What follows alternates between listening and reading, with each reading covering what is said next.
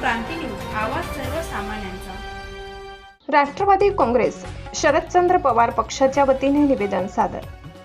Soybean पीक विमा योजनेत यवतमाळ जिल्ह्याचा समावेश करून तातडीने निधी वितरित करावा। माननीय दत्तात्रय भरणे साहेब, कृषी मंत्री, महाराष्ट्र राज्य, मुंबई, तालुका कृषी अधिकारी कळंब यांच्यामार्फत निवेदन सादर। सोयाबीन पीक विमा योजनेत यवतमाळ जिल्ह्याचा समावेश करावा, तसेच तातडीने निधी वितरित करण्यात यावा।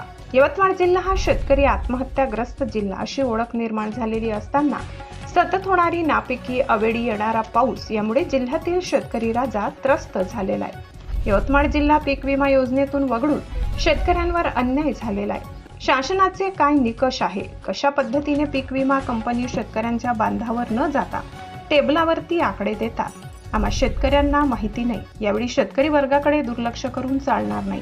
शेतकरी डबघाईस आलेला आहे। तातडीने यवतमाळ जिल्ह्याचा पीक विमा योजनेत समावेश करावा, जिल्ह्यातील शेतकऱ्यांना दिलासा द्यावा, अन्यथा आम्ही शेतकरी आंदोलनाला सामोरे जाऊ, असा इशारा देण्यात आला। यावेळी राष्ट्रवादी काँग्रेस शरदचंद्र पवार पक्षाच्या कार्याध्यक्षा मनीषा काटे भोसले, तालुका अध्यक्ष दिलीपराव इंगोले, युवक तालुका अध्यक्ष ओमकार चव्हाण, विजय पोटे यांच्या नेतृत्वाखाली निवेदन देण्यात आले। यावेळी लक्ष्मण ढाले, प्रहारचे वीरेंद्र चव्हाण, विनायक संद्राटे, अमोल मलकापुरे, सखाराम सहारे, महानंदा रामटेके, वीरू जाधव, रोशन केराम, सूर्यभान टेकाम, दिलीप चव्हाण, सुरेश मेश्राम, रमेश पवार, निरंजन राठोड, सखाराम सहारे, रवींद्र चिंचाळकर आदींची उपस्थिती होती। कळंब तालुका प्रतिनिधी वीरेंद्र चव्हाण।